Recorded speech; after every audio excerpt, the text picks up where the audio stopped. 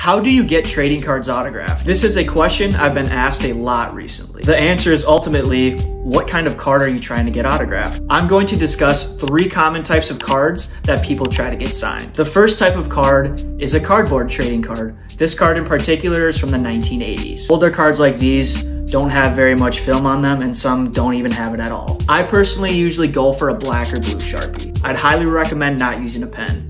It'll dent the surface and the autograph usually won't turn out.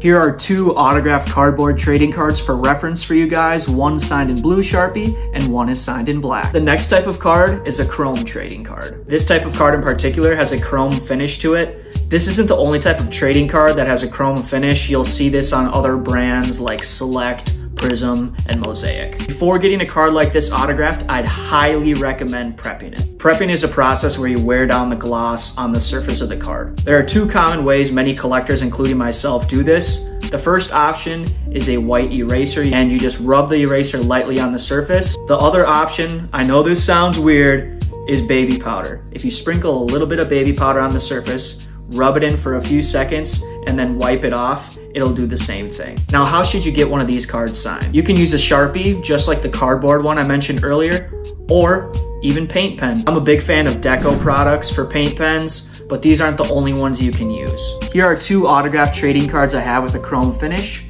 The Joe Ryan was signed in a blue Sharpie, and then the Austin Martin was signed in a blue paint pen. But I had to prep both of these cards before getting them signed. Here's an even better example of 2 signed Bowman Chrome trading cards. One is signed in paint pen, one is signed in Sharpie. They both look great. This is really up to you what you want to use. The final type of trading card is your everyday base card. This card in particular is a 2023 Donruss card. Lots of other cards have a similar finish like Topps Baseball or Panini Prestige. These trading cards still require you to prep them more often than not, and again, you can either use a white eraser or baby powder. Here's what might happen if you don't prep a trading card like this. As you'll see on this card in particular, I didn't prep it, and the B and the D on here started to bubble. Once prepped, just like the chrome cards, you can either use a Sharpie or a paint pen. Here are 2 examples of cards with similar finish that are signed. We got a Teddy Bridgewater, and that one is signed in black Sharpie, and then a Byron Buxton, and this is signed in blue Sharpie. Please let me know if you have any questions, and I hope you have a better understanding